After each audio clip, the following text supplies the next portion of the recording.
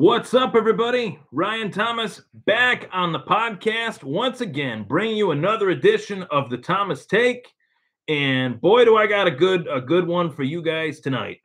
Very good one set in store for you all tonight. A lot of big news out in the National Football League as Dez Bryant, who spent 8 years with the Dallas Cowboys, is cut or was cut by the Cowboys. Obviously, one of the premier receivers in the league for the last 8 years. To say that he's not would be an understatement. But to say that he is still, let's just say, a top 5, a top 3 wide receiver in the National Football League, I think would be an overstatement. And that is for obvious reasons. Dez Bryant is not what he once was. He's had injuries. He's had foot issues. He's had everything that you would not want to have as a wide receiver. In particular, an injury that he had a couple years ago was referred to as a Jones fracture, oddly enough. Coincidentally enough, his boss, Jerry Jones, his stud wide receiver, he has a Jones fracture, one of the worst fractures that you could have in your foot, period, let alone for a multi-million-dollar athlete, a guy that has to make a living off of his footwork, off of his agility. I don't think he's been the same since that foot injury. It's a foot injury that Sammy Watkins experienced.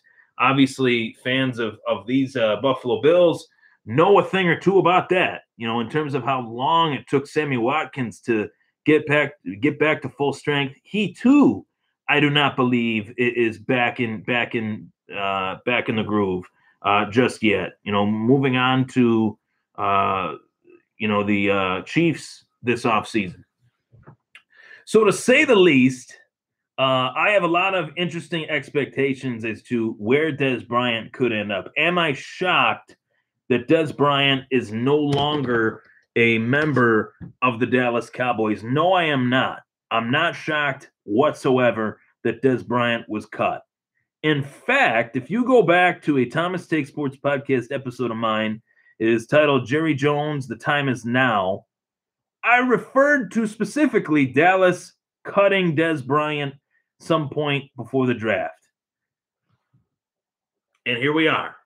So, that being said, definitely have to, say, I hate to say I told you so, but I told you so once again. T-Take knows where he's at. And I think that I was one step ahead in terms of that. Was there news about him being cut? There was not. But I had an inkling and a feeling that it would eventually happen and we would eventually see him get cut or possibly traded. Now, even more so, our Jerry Jones to make that huge move, make something happen, and get that big playmaking talent for Dak Prescott outside of Ezekiel Elliott. You look at who else they have. Jason Witten is a little bit up there in age. They do have a tight end by the name of Escobar, and I think that they got a couple days ago. Sammy White says he has been lacking motivation. Don't it again, but he can still be a weapon. I would agree with that. I don't know if we'll see the Dez Bryant of 3-4 years ago. I won a fantasy football with Dez Bryant as my wide receiver 1, I believe, in 2016, and that was 2 seasons ago. And even so, he has definitely fallen off since then. I would say so. And to say the least, we have, meaning, the other fellow have a chance to go out, put an offer out on the table as far as what can bring to the table. Man, I keep getting this stupid pop-up on here. So annoying. Won't go away. An antivirus pop-up for virus protection that I don't even have in the laptop. So dumb. But besides that, that's beside the point. But besides that, I think that this is going to be a very, very interesting scenario. Dez Bryant, a free agent, somebody that not many teams anticipated would be on the free agent market now, maybe next year, maybe the year after that. But there was more chatter about Dallas trading Dez Bryant than there was um, than there was him getting cut. Yeah, I know a guy who can fix it too, Samuel White. He's gonna have to fix that for me at some point. But to say the least, I think that there's a few teams out there that could easily go after his services. Teams that are being thrown out there right now, obviously Washington for obvious reasons, a former, divisional opponent of him. While Dez is in Dallas for 8 years, he had to go up against Washington for those years. Twice a year, he's played them, against them. I'm pretty sure all 16 times. He's got a season's worth of game tape at least against the Redskins, so they know firsthand what he brings to the table. I'd say they're the favorite right now. But if I want to throw out some other teams just for pure speculation, pure fun, I would say Houston. And that's a team that I think would heavily benefit from getting a wide receiver like Dez Bryant. If you really, really think about it, you know what Deshaun Watson did during his time with the Texans. You know what he was bringing to the table. You know what Will Fuller brought to the table as a wide receiver, Notre Dame guy. You know what DeAndre Hopkins brought to the table, an elite, truly elite wide receiver, a guy that I think is in that top 3, top 5 discussion as one of the best wide receivers in the NFL. If you want to go by, rankings and all that stuff, that's another podcast subject for another day. But I can rate DeAndre Hopkins as one of the most dangerous deep threats in the game. He can always bite you when you least expect it. He's like a rattlesnake. He's really, really sneaks up on you. He's taken games out of other teams' hands single-handedly with crazy acrobatic catches. And Dez Bryant, no longer a number one. Can we all agree on that? No longer a true number one, but a formidable number two, and a guy that I think could really evolve a passing game that is in true need of their passing game being evolved, like a Houston, like a New England. I hate to say it, but with this Brandon Cooks trade, with the moves on their offense that haven't been made, moves on their offense that have left them or passed them by. I think that is an option for sure. They have to be players, and they might not have as much cap space as the next team, but players will be willing to play for less when they know that they have a shot at winning a Super Bowl. Players will be willing, I should say, to play for a team that can win, that can help them win a Super Bowl. And that is a fact. I think that there's Washington, there's Houston, there's New England. I want to talk about something that's been thrown around a lot my way, and that is whether or not the Buffalo Bills should go after Dez Bryant. I don't think so. And I want to, make myself clear on this topic because I knew it was going to be a question that I was going to get. I knew that it was going to be the first thing that people said, Ryan, Bills, you think he should go to the Bills? I don't think it makes much sense, guys. I don't really hate to say that because based on where we are as a franchise, based on where Dez Bryant is as a player, I don't think it really meshes that well. They have Calvin Benjamin. They have Zay Jones. I know he had the off-field troubles, but Dez is 29, about to be 30. I just don't see Dez Bryant the first time ever. Really think of it this way. Dez Bryant, for the first time ever, is a free agent.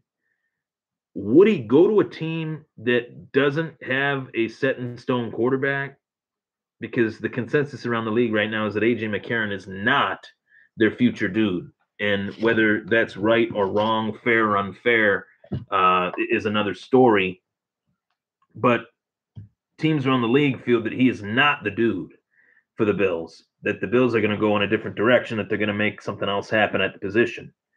We'll see on that. We'll find out on that, in the next few days. But to say the least, I don't think it's a fit. I don't think it makes much sense. I don't think it's much of an option for them to go out and get a guy like that. Chat messages will be flagged in chat for you or your moderators to approve or remove them. You can turn this on and off anytime in your chat settings. I just click not now, and this is just so annoying. So to say the least, I am thinking that the three teams that I would favor be Houston, be Washington, would be New England. Another team that you can throw out there as well, maybe. I don't know what the situation is cap wise. I know they just spent a lot of money on Jimmy Graham, but Green Bay. If you're Dez Bryant, you want to go to a team with an established option at quarterback, a team that has a set in stone answer at quarterback, a team that has no frills at the position, maybe a quarterback that is more of a pocket guy, hence a Tony Romo, rather than an elusive guy like Dak Prescott, which I actually think everybody thinks that Deshaun Watson is this quarterback. Not really. He's just as much a Warren Moon since Warren Moon, who was actually his favorite player, which I found to be very interesting. They're very similar, as far as how they play the game.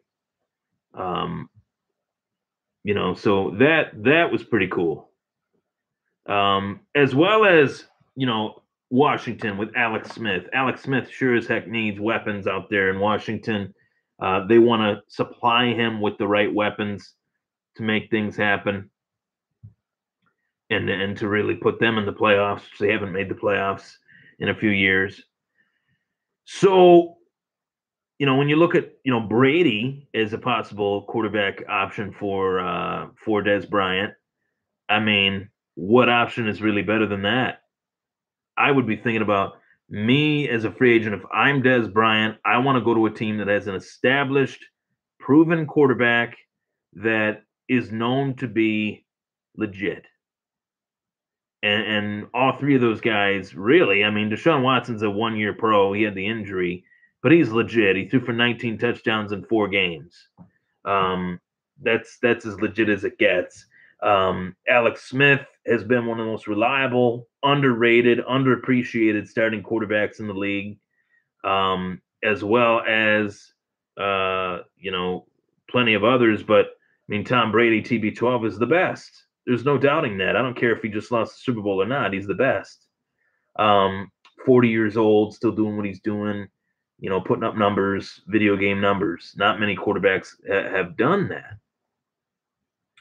So, all that being said, the one thing that is really annoying, that always annoys me about Dallas, is that whenever they make, somewhat of a huge move, or a move that is seen as, interesting or anything like that, Jerry Jones always has to be the center of it. It's always got to be about Jerry. It's always got to be, well, Jerry took Dez to dinner, and Jerry said that this wasn't going to continue. This relationship wasn't going to continue. And it's like, Jerry isn't fooling anybody. He doesn't run the team anymore. His son does. And it's not 1995 anymore, Jerry. It's 2018. So they've already started the quote unquote transition phase as far as who is going to be the heir apparent to Jerry. They've already started that. And Jerry knows that. So to say, well, I'm a little bit out of line by saying that Jerry doesn't run the team. He's the president, CEO, owner. Obviously, he's got the tags to him. He's got those tags to his name. But he's not the main guy anymore. He doesn't draft the players like he used to. He doesn't call the shots like he used to. He's more of a namesake. Is it his team? Everything is run by him. But his son has had a huge influence on their day-to-day decisions with their roster. Remember a story in 2014. The draft is taking place 2014, and Jerry wants to get Johnny Manziel. He's hell-bent on getting Johnny Manziel if he's available at 16th overall. And Stephen Jones says, no, we have a lot of other needs. We don't need a quarterback. We don't need that right now. We need somebody that can protect Tony Romo. They go out, they get Zach Martin, who's made every Pro Bowl since he was drafted. Every Pro Bowl. And I know the Pro Bowl is kind of a glorified, all-star game, overly glorified all-star game nowadays. It doesn't stand for what it used to. But that says a lot to me that he's made every Pro Bowl since he was a rookie. So, Jerry, like you said, like Samuel said, he is a brand. I would agree with that assessment. He's a part of the niche of the franchise, and he's never going to go away until his days on this earth are over. And I like Jerry Jones. I don't have any, hate on Jerry Jones. I think he's great in certain aspects, but in others, it's a little bit disturbing that every single time there is a story that breaks, it always has to be about Jerry Jones. It's never about the player. It's never about the team. It's never about the league. It's always got to be about him. And I don't know if it's him doing that or if it's just the culture that has been set by Jerry Jones.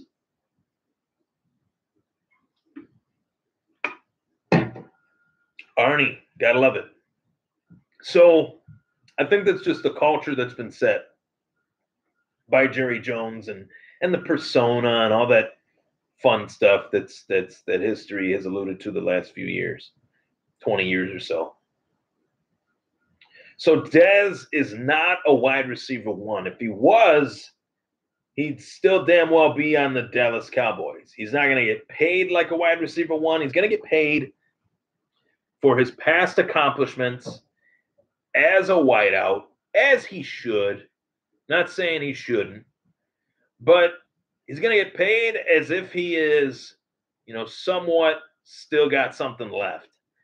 2-3 year deal maybe. Nothing beyond that. He's not going to get a Jarvis Landry deal by any stretch of the imagination, and that's a perfect comparison. You look at Jarvis Landry getting a 5-year extension with the Browns to Dez Bryant.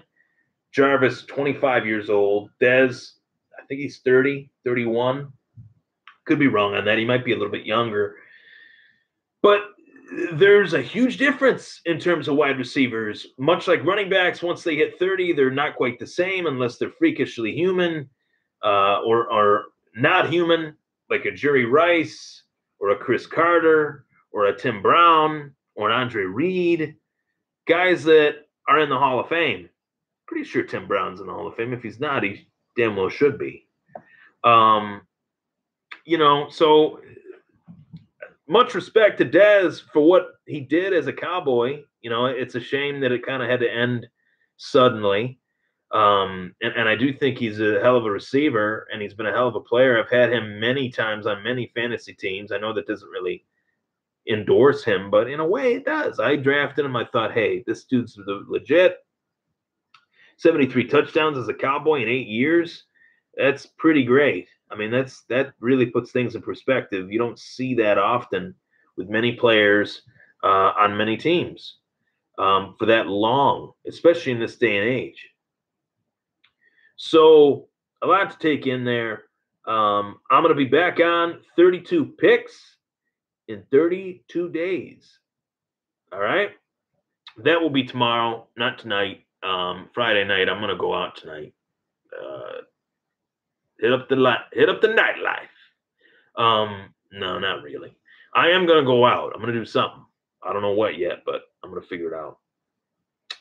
So, Dez Bryant, all intents and purposes, I think he is past his prime. I've made jokes about him being 88 years old, the number on his jersey. I'm obviously kidding. It's obviously just a joke by me, but I do think he is past his prime. He's not what he once was. Maybe a change of scenery will bring him back a little bit.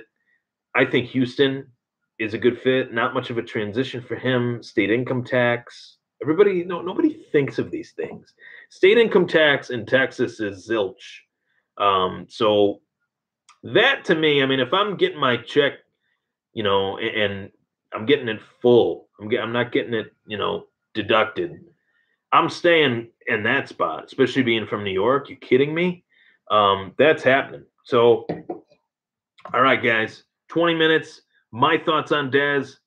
Who do I think will get him? If I were to narrow it down to 3 teams, Washington, Houston, New England. If you want to throw out another NFC team out there, maybe, I don't know their cap situation, but maybe you pair Kirk with Dez in Minnesota. We'll see. I think Dez would want to stay in the warm weather, though. Not a fit for Buffalo. Not a fit. And if it happened, I would be shocked. I'm Ryan Thomas, everybody. That was the Thomas Take Sports Podcast. Take care.